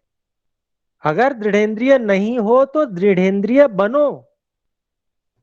एक एक शब्द ध्यान देने योग्य होता है ऋषियों का। सांगोपांग अग्निहोत्र को लेके ग्राम से निकल दृढ़ेंद्रिय होकर, मतलब दृढ़ेंद्रिय निकलने के बाद नहीं, पहले ही होना पड़ेगा। अब निकल गए जब, तो दृढ़ेंद्रिय हैं तब निकले, तो उससे पहले उसके लिए लगा लीजिए, कोई बात नहीं, आप 50 के हैं, 5 वर्ष लगा लीजिए, फिर उसके बाद करिए कार्य। तो आगे बढ़ते हैं। नाना प्रकार के सामा आदि अन्न, सुंदर शाक, मूल फल, कंद आदि से पूर्वोक्त पंच महायज्ञों को करें, और उसी से अतिथि सेवा और आप भी निर्वाह करें। पंच महायज्ञ पूरे करने हैं। जो पंच महायज्ञ गृहस्थी के लिए विधान है, वही वानप्रस्थी के लिए भी विधान है, सबको करना है। तो इन पंच महायज्ञों को जो साधन वहां उपलब्ध है, सामा एक चावल होता है, छोटा चावल होता है, तो वो मोटे अन्न में गिना जाता है, उसका सेवन वहां पर विधान आ गया, उसका सेवन करें। शाक है, मूल है, फल है, कंद है, ये सब सेवन का विधान है। तो पीछे चर्चा भी आ रही थी एक बार, मैंने की थी कि देखिए कितनी सुंदर व्यवस्था है। आज आप में से कुछ लोग शायद डॉक्टर विश्वरूप राय चौधरी जी की कुछ वीडियोस देखते होंगे। वो क्या बताते हैं कि स्वस्थ होने के लिए आपको फलों का सेवन करना चाहिए, सब्जियों का सेवन करना चाहिए। तो आप देखिए ऋषियों ने पहले से ही विधान करके रखा हुआ है, वो तो आज बता रहे हैं। और कहाँ जाके वो खोज करके ला रहे हैं कि वहाँ वो ब्लू जोन है, बहुत स्वस्थ लोग वहां रहते हैं, तो वहां वो कैसे आहार करते हैं, कैसे रहते हैं, वो खोज के ला रहे हैं। अरे वहां खोजने की जरूरत नहीं है, ये लिखा हुआ है। देखिए, स्वस्थ होना चाहते हैं तो इस प्रकार के अन्नों का आप सेवन करना प्रारंभ कर दीजिए, तो जो गलतियां की हैं वो सुधर जाएंगी, समस्याएं समाप्त हो जाएंगी। लेकिन ये ध्यान देना होता है कि एकदम से परिवर्तन नहीं किया जाता। आयुर्वेद में विधान है, क्रमिक परिवर्तन होना चाहिए। धीरे धीरे पिछले अन्न को छोड़ें, धीरे धीरे नए अन्न को अपने अन्न में सम्मिलित करें। सम्मिलित करते करते करते करते जब वो पूरी तरह से अनुकूल हो जाए, तब फिर आगे उसी को आप चला सकते हैं। तो ये 5 श्लोक बहुत महत्वपूर्ण मनुस्मृति के और उनका अर्थ यहाँ पर हमने किया। तो आइए अब देखते हैं एक कुछ श्लोक और दिए जा रहे हैं मनुस्मृति के ही। स्वाध्याये नित्ययुक्तः स्यात् दान्तो मैत्रः समाहितः दाता नित्यमना दाता सर्वभूतानुकंपकः अप्रयत्नः सुखार्थेषु ब्रह्मचारी धराशयः शरणेष्वममश्चैव वृक्षमूलनिकेतनः। मनुस्मृति के 2 श्लोक हैं। आइए इसका जो महर्षि जी ने अर्थ किया उसको देखते हैं। स्वाध्याय अर्थात पढ़ने पढ़ाने में नित्य युक्त। क्या क्या काम करने हैं देखिए वानप्रस्थ में। पढ़ने पढ़ाने में नित्य युक्त। अच्छा बताइए, वन में अकेले बिल्कुल जाके रहेगा व्यक्ति तो किसको पढ़ाएगा, किसको पढ़ेगा? मान लो पत्नी को भी लिया तो पत्नी को पढ़ाएगा, और पत्नी किसे पढ़ाएगी? पति को पढ़ाएगी? नहीं। तो ये विधान इस बात को संकेत करता है कि वो जंगल कहाँ होगा? गुरुकुल के पास में होगा, जहां से वह वानप्रस्थी अपने सब नियमों का पालन करते हुए विद्यार्थियों को पढ़ाने जाया करेगा। आप बताइए, फिर पढ़ाने वालों की कोई कमी रहेगी? कोई शुल्क लेने की आवश्यकता रहेगी? अगर ऐसी स्थिति बन जाए तो हो ही नहीं सकता। कोई जरूरत नहीं है, सबके लिए समान व्यवस्था हो जाएगी। सबसे ज्यादा व्यय किसमें किया जाता है? अगर आप देखेंगे तो अध्यापकों के वेतन में सबसे बड़ा व्यय होता है। बहुत बड़े बड़े वेतन होते हैं। तो आप में से कुछ अध्यापक होंगे, उनको ऐसा लग रहा होगा कि हमारे तो आजीविका समाप्त करने पे विचार कर रहे हैं। ऐसा कुछ भी नहीं है। जब समाज में व्यवस्था होगी तो सबके लिए समान होगी, और आजीविकाएं कोई कम होती हैं, अनेक प्रकार की और हो जाती हैं। कोई कमी नहीं रहती किसी को। ईश्वर ने जब पेट लेकर भेजा ना, तो साथ में रोटी की व्यवस्था भी की है, सबके लिए की है, बराबर की है। हम ईश्वर पे विश्वास नहीं करते हैं, नास्तिक हो गए हम लोग, इस कारण से ऐसा विचार करते हैं। अपने को बड़ा जिम्मेदार समझ रहे हैं, अपने को ऐसा समझ रहे हैं कि हमें ही सारी व्यवस्था करनी है, सारा अपने ही सिर पे ओढ़ रखा है जैसे हमने। ऐसी क्या चिंता कर रहे हैं हम लोग? ईश्वर ने जन्म दिया है, ईश्वर ही सबको संभालते हैं। हमने तो ईश्वर के आदेश का पालन करते जाना है बस। ईमानदारी से करते जाइए, फिर देखिए किसी को क्या किसी चीज की कमी हो जाएगी? किसी को कोई कमी रहने वाली नहीं है। हमारे ईश्वर के आदेश को पालन करने में कमी है बस।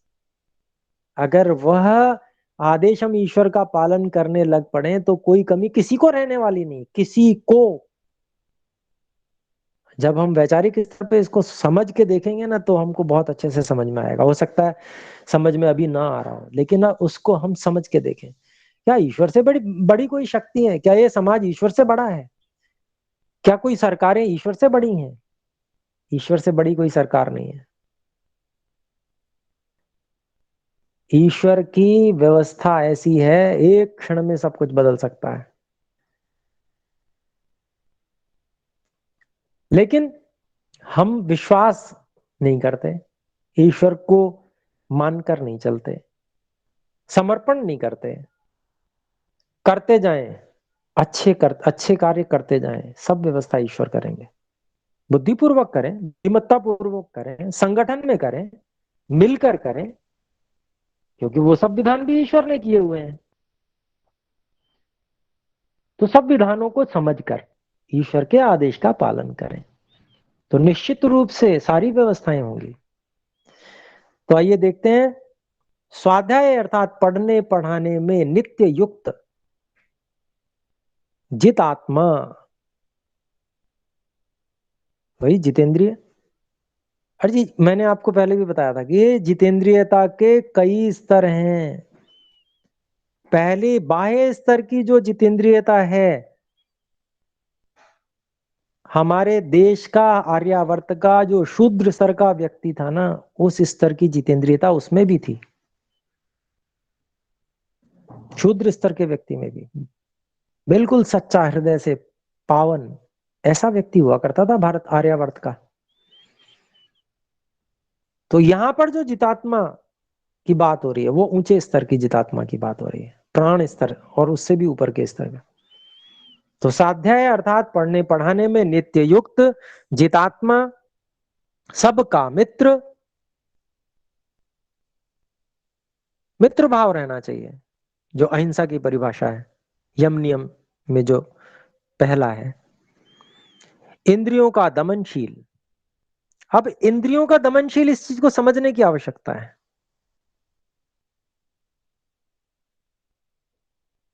आयुर्वेद कहता है कि समयोग होना चाहिए।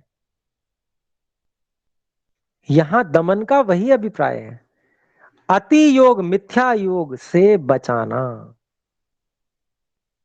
अयोग से भी बचाना। आंख पे पट्टी बांध दी, देखेंगे ही नहीं, ऐसा नहीं, बल्कि समयोग करना, आवश्यकता अनुसार सभी इंद्रियों का उपयोग करना। फिर आगे कहते हैं, विद्या आदि का दान देने हारा और सब पर दयालु, किसी से कुछ भी पदार्थ न लेवे, इस प्रकार सदा वर्तमान करें। अब कुछ भी पदार्थ न लेवे का अभिप्राय क्या हुआ? कुछ भी पदार्थ किसी से भी न लेवे का अभिप्राय ये हुआ कि लेने की इच्छा ना रखे। और पहले जो कि बताया गया कि वानप्रस्थी जो है वो सारे आश्रम गृहस्थ के आश्रित हैं। तो आश्रित इसीलिए तो है कि वो कुछ ना सब व्यवस्था करेंगे वे।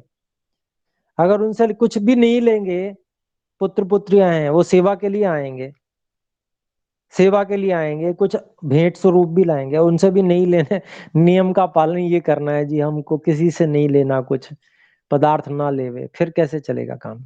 ऐसे व्यवहार नहीं चलता है। भाव समझना चाहिए। उसका भाव यही है कि हमारे मन में बिल्कुल भी इच्छा ना हो कि कोई हमें दे जाए, अपेक्षा रहित हो जाए। जब हम अपेक्षा रहित होंगे तो उससे हम आनंदित रहेंगे। ये विधान है। इस प्रकार सदा वर्तमान करें। अगला श्लोक का अभिप्राय क्या है देखते हैं। शरीर के सुख के लिए अति प्रयत्न न करे।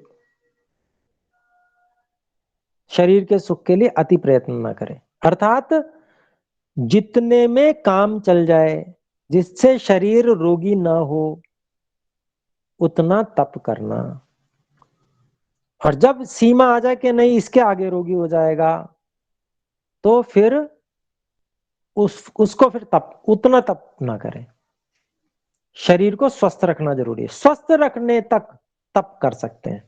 स्वास्थ्य की सीमा से अगर बाहर तप जा रहा है तो वो तप नहीं है, वो फिर मूर्खता के अंतर्गत आता है, तो वो नहीं करना। तो इसीलिए कह रहे हैं शरीर के सुख के लिए अति प्रयत्न ना करें, मतलब सुख के लिए प्रयत्न ना करें, सामान्य स्वास्थ्य के लिए प्रयत्न करें, ये अभिप्राय हुआ। किंतु ब्रह्मचारी रहे। ब्रह्मचर्य के सभी अर्थ यहां पर घटेंगे, अर्थात अपनी स्त्री के साथ हो तथापि उससे विषय चेष्टा कुछ न करे, भूमि में सोवे, अपने आश्रित व स्वकीय पदार्थों में ममता न करे।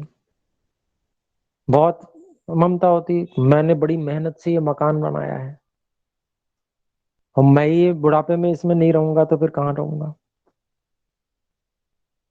बताइए कितनी ममता है उस व्यक्ति को। तो यहां पर विधान है कि अपने आश्रित व स्वकीय पदार्थों में ममता ना करें।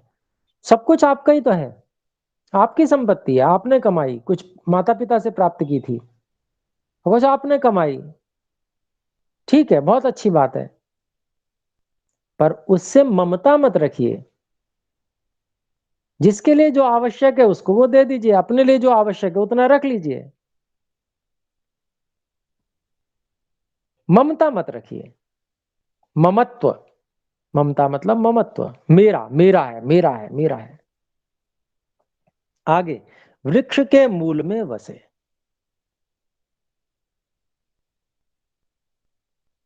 तो ये विधान हमारे सामने आए वानप्रस्थ के। आगे एक मुंडकोपनिषद का एक श्लोक हमको मिल रहा है।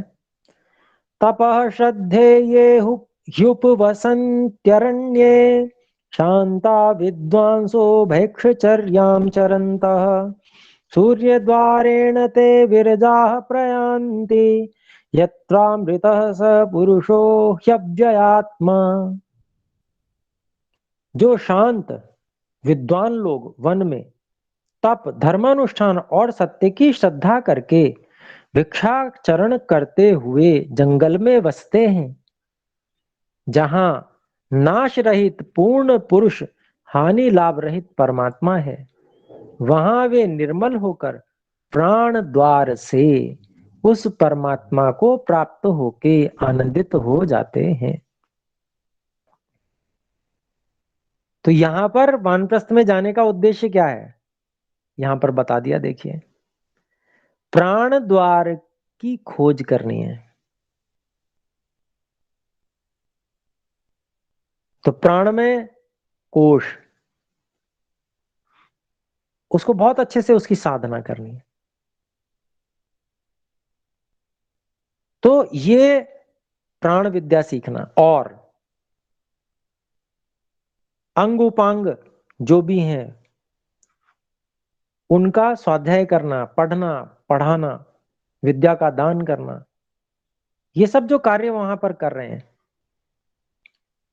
इन सब कार्यों को करते हुए तप है। इसमें आपको श्लोक में मिला, शांत विद्वान लोग वन में तप, धर्मानुष्ठान, धर्मानुष्ठान में ये स्वाध्याय इत्यादि सब कुछ आ गया, विद्या का दान आदि, सत्य की श्रद्धा करके भिक्षाचरण करते हुए जंगल में बसते हैं।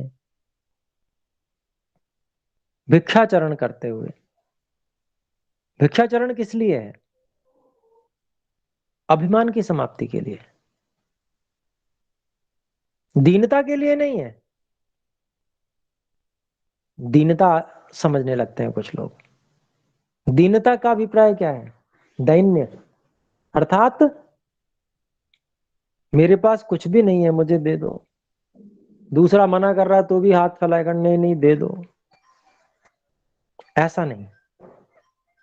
भिक्षाचरण का अभिप्राय क्या है? मैंने अपने समस्त अभिमान को छोड़ दिया है, मैं आपसे अन्न की याचना करता हूं। ठीक है, मिला तो ठीक है, नहीं मिला तो ठीक है, कोई बात नहीं, कोई आग्रह नहीं है, ना ही इतनी आवश्यकता है। तो ये जो है यहां पर भिक्षाचरण इस रूप में होता है,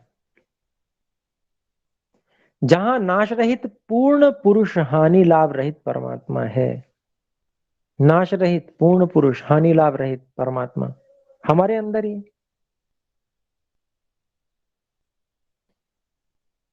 तो अपने अंदर ही, शरीर के अंदर ही, अपने स्वयं आत्मा के अंदर ही, वहां वे निर्मल होकर, निर्मल होकर, तो निर्मल का अभिप्राय भी यही है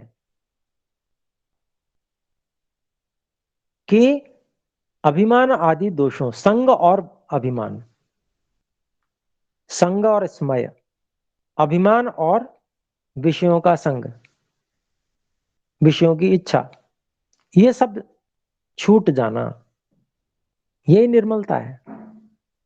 क्योंकि बाकी सब जितनी भी धूर्तता इत्यादि इंसान व्यक्ति क्यों करता है? क्योंकि विषयों की इच्छा होती है, अनेक प्रकार की अन्य इच्छाएं होती हैं। तो ऐसे वह निर्मल होगा तभी उसको प्राण विद्या समझ में आएगी। निर्मल हुए बिना प्राण विद्या ही समझ में नहीं आ सकती। प्राण विद्या दूर की बात है, अन्नमय कोश भी समझ में नहीं आ सकता निर्मल हुए बिना। शरीर नहीं समझ में आ सकता, वो व्यक्ति स्वस्थ भी नहीं हो सकता निर्मल हुए बिना। पूर्ण स्वस्थ तो वही होगा जो निर्मल होगा। तो वहां मतलब अपने अंदर, अपने आत्मा में, स्वयं में निर्मल होकर प्राण द्वार से उस परमात्मा को प्राप्त होके आनंदित हो जाते हैं। तो ये उद्देश्य है वानप्रस्थ का। विद्या भी परिपूर्ण है, पूर्ण विद्या को प्राप्त कर रहे हैं स्वाध्याय और पढ़ने पढ़ाने इत्यादि से, वेद तक पूरी विद्या, और परमात्मा को भी प्राप्त कर लिया। अब ये यहां से फिर आगे इतना कार्य हो गया तो अब सन्यास की योग्यता बन जाती है। खैर यहां पर अभी और भी श्लोक बताया जा रहा है, मंत्र बताया जा रहा है। यजुर्वेद का मंत्र है, ओम अभ्यादधामि समिधमग्ने व्रतपते त्वयि व्रतं च श्रद्धां चोपैमीन्धे त्वादीक्षितो अहम। यजुर्वेद का मंत्र का प्रमाण है। वानप्रस्थ को उचित है कि मैं अग्नि में होम करके दीक्षित होकर व्रत, सत्याचरण और श्रद्धा को प्राप्त होऊं। व्रत, सत्याचरण और श्रद्धा, अग्नि में होम करके दीक्षित होकर व्रत, सत्याचरण और श्रद्धा को प्राप्त हो। सारी कमियों को दूर कर रहे हैं। देखिए, ऐसी इच्छा करके वानप्रस्थ होवे, नाना प्रकार की तपश्चर्या, सत्संग, योगाभ्यास और सुविचार से ज्ञान और पवित्रता प्राप्त करे। पश्चात जब सन्यास के ग्रहण की इच्छा हो तब स्त्री को पुत्रों के पास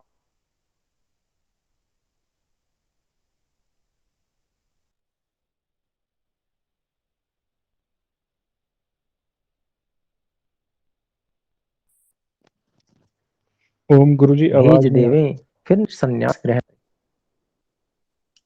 तो रही ये जी, अब आ रही है। इति संक्षेपेण वानप्रस्थ विधि।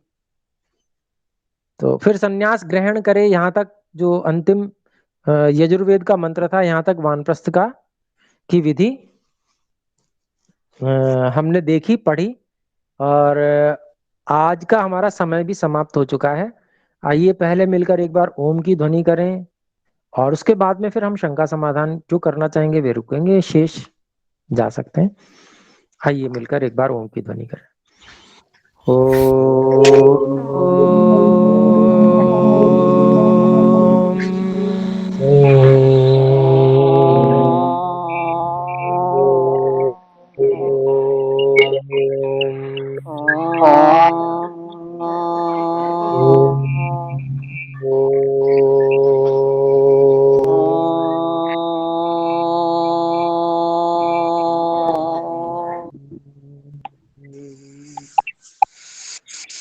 सभी को सादर नमस्ते। नमस्ते नमस्ते गुरुजी। नमस्ते गुरु जी। नमस्ते जी। नमस्ते गुरुजी। नमस्ते जी। नमस्ते जी। नमस्ते जी। हम में से कोई प्रश्न पूछना चाहते हैं, कोई शंका रह गई हो तो पूछ सकते हैं।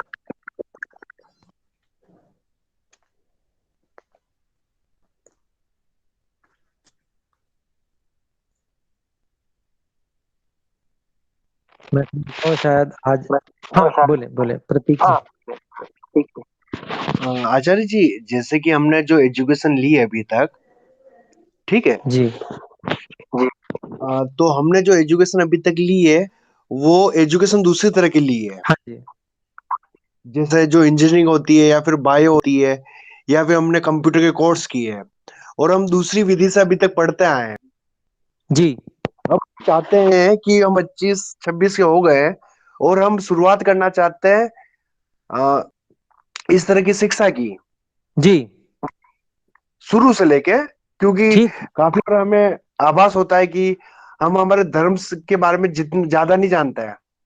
जी जी चौगुड़िया के बारे में मैं नहीं जानता हूँ, मैं एक ब्राह्मण होने के बाद भी। हाँ जी हाँ राशि जी के बारे में मेरे को ज्ञान नहीं है। तो इन सब की शुरुआत कैसे की जा सकती है? जी आपने बहुत अच्छा प्रश्न किया। निवेदन करूंगा म्यूट कर लीजिए, नहीं तो ये गूंज रही है।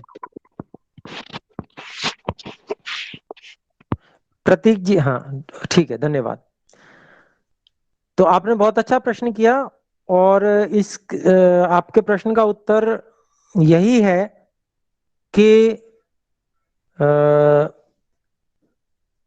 यदि आप विवाहित हैं तो आपको घर पर रहकर ही अपने परिवार को संभालते हुए ही हम कक्षाएं चला रहे हैं, उन कक्षाओं में जुड़ जाना चाहिए। आप निश्चित रूप से अ, आगे बढ़ जाएंगे, संस्कृत आदि विद्या आपको प्राप्त होगी, ठीक है। और यदि आप विवाहित नहीं हैं, जी ऐसी स्थिति में यदि आप चाहते हैं, माता पिता और इत्यादि सभी की अनुमति होती है, तो आप गुरुकुल भी जा सकते हैं।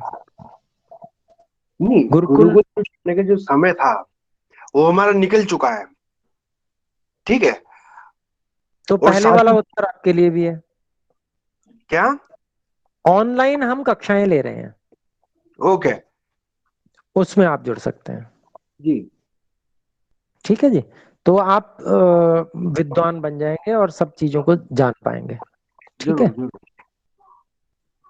तो आप इसके लिए अपने जो हिमांशु जी हैं उनसे चर्चा कर लीजिएगा, जो एडमिन है वो आपको पूरा सपोर्ट करेंगे। जी, और कोई बात हो तो कह सकते हैं।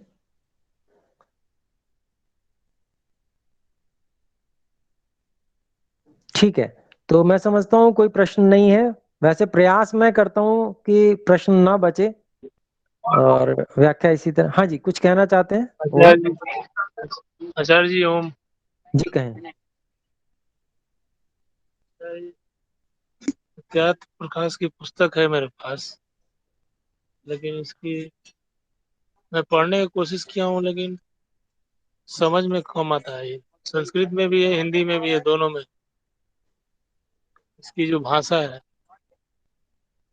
हाँ, उसी के लिए ये कक्षा हमने रखी हुई है। आप देर से जुड़ पाए कोई बात नहीं, जी आगे इससे आगे तो आप समझ ही पाएंगे। मैंने आज जो पढ़ाया वो तो समझ में आया होगा आपको। हाँ हाँ, समझ में आया। कौन सा ये स्कूल समोल्लास चल रहा था आचार्य जी? ये पंचम समुल्लास प्रारंभ हुआ है। जी जी। जी तो समझाने में अच्छी तरह से समझ में आ रहा है। हाँ जी, तो ठीक है, अब कक्षा में जुड़े रहिए और जी पूरा हो जाने के बाद में हम फिर से प्रारंभ कर देंगे एक बार और, तो जहां से आपका छूटा है वो भी पूरा हो जाएगा, ठीक है। हेलो जी आचार्य जी। कहें, आचार्य जी। एक एक करके जी बोले जी।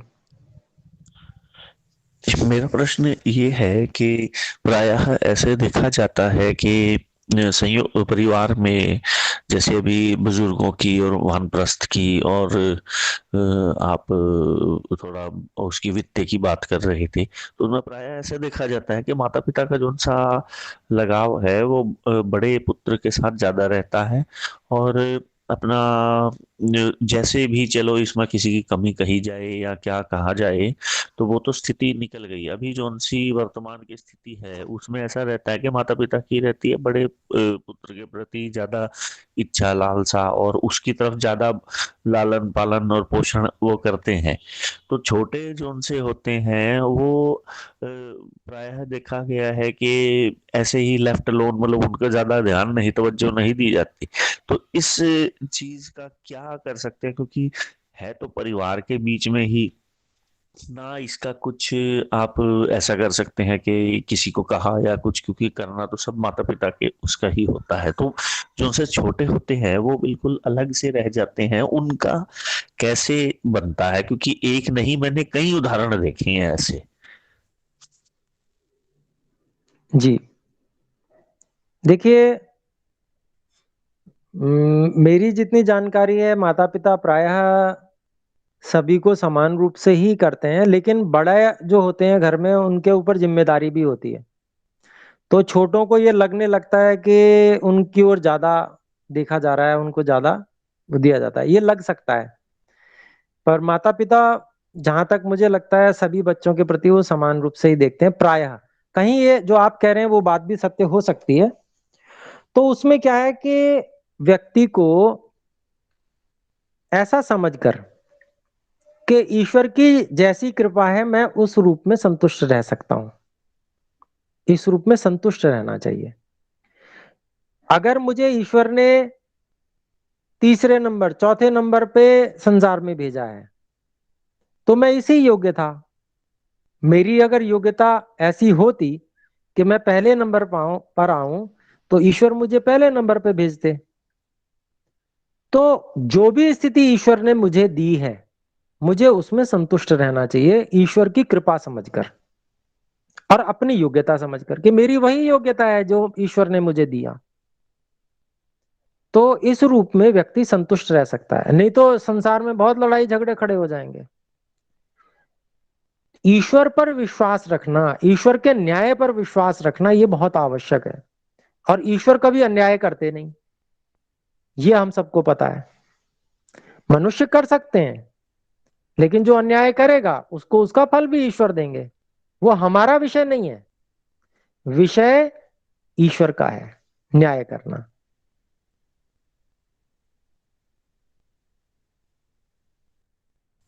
जी बहुत अच्छे, बहुत अच्छा उत्तर लगा, सहमत हूं मैं।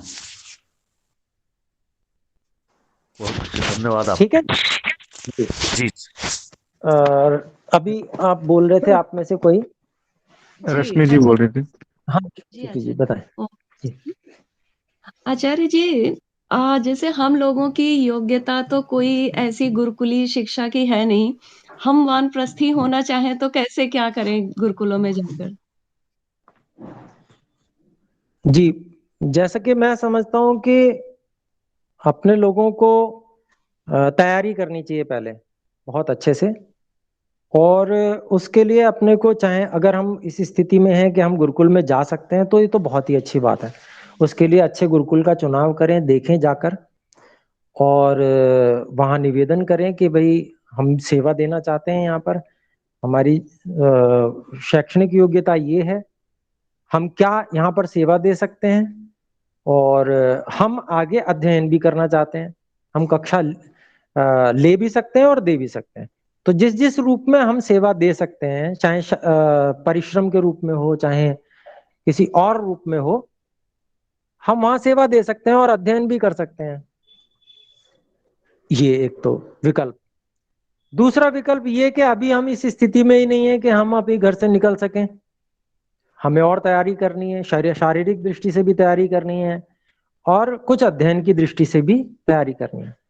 तो ऐसी स्थिति में गुरुकुल क्रांति आपको ये सुविधा देता है।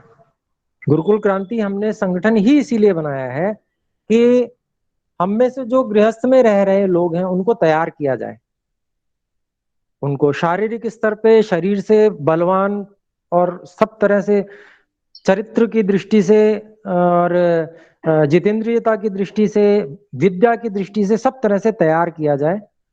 घर पे रह के ही उनको 1-1, 2-2 घंटा जो समय जितना निकाल सके उनके लिए प्रतिदिन हम कक्षाएं चलाते हैं, उसके माध्यम से उनको तैयार कर रहे हैं। तो उसमें भी आप सम्मिलित हो सकते हैं। ये आपके व्यक्तिगत स्थिति के ऊपर निर्भर है कि आप किस प्रकार से करना चाहेंगे।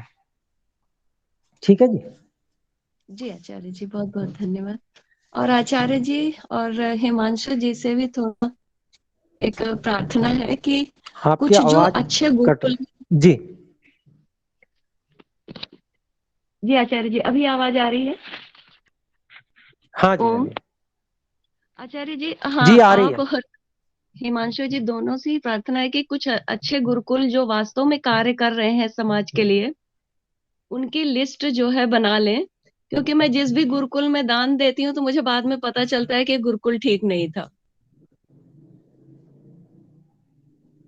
तो जी काफी लोग दान देना चाहते हैं, तो ताकि मैं भी, कुछ लोग मुझसे भी पूछते हैं, तो हम ऐसे गुरुकुलों को ही दान दें, बाद में पछतावा होता है कि किसको दे दिया। जी, जल्दी ही हम आपको इस स्थिति में लेके आएंगे कि आप ये कार्य संपन्न कर पाए। प्रयास कर रहे हैं हम उसके लिए, और उस प्रयास के लिए आप सब को भी सम्मिलित करेंगे, हम अकेले नहीं करेंगे वो प्रयास। तो उसके लिए हम आगे एक मीटिंग भी रखने वाले हैं।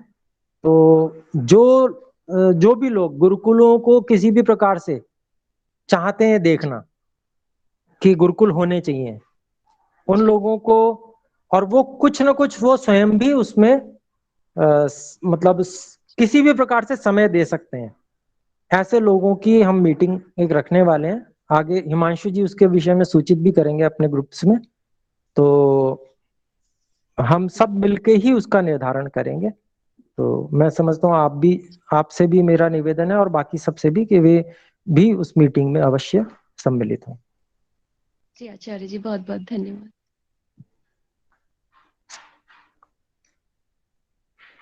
तो अपने लोग फिर मैं समझता हूँ अब हमें विसर्जन करना चाहिए, समय हो गया है। हाँ, एक जी एक सेकंड जी। जी अभी जी ना जी। ये चेक कर रहा था, क्योंकि मैं कई आर्य ग्रुपों से जुड़ा हुआ हूँ, उसमें कौन से ग्रुप में ये लिंक आया था, मैं वो ढूंढने की कोशिश कर रहा हूँ। आप मुझे ग्रुप का नाम बताएंगे कृपा करके? जी ओम। हिमांशु जी हैं हमारे एडमिन, उन्होंने लिंक भेजे थे। जी कहें। अभिषेक मदान जी, मैंने बहुत सारे ग्रुपों में भी फॉरवर्ड किया था। आप मेरा नंबर नोट कर लें और आप मुझे अपना नंबर बता दें, मैं आपको इस सत्यार्थ प्रकाश वाले ग्रुप में ऐड कर दूंगा। मेरा नंबर है 9739658241। जी, अभी मेरे पास पेन कॉपी कुछ है नहीं। आप अपना नंबर बोलें। 86840 फिर से बोलें। 86840 86840 95691। 95691। ठीक है, मैं आपको ऐड कर दूँ। तो ये अभी लिंक मैं वही देखना चाह रहा था कि कौन से में से करा था हमने, यही नहीं समझ आया। मैं कर दूंगा, आप चिंता न करें।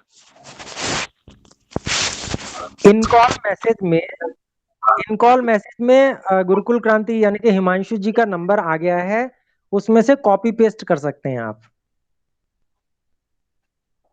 इनकॉल मैसेज में जाएंगे मीटिंग में, इसमें तो उनका नंबर आ गया है गुरुकुल क्रांति और हिमांशु जी का, उसको आप कॉपी पेस्ट कर सकते हैं। तो सभी को फिर सादर नमस्ते। अभी के लिए विराम करते हैं। सभी को सादर नमस्ते जी। नमस्ते गुरु जी। नमस्ते गुरु जी।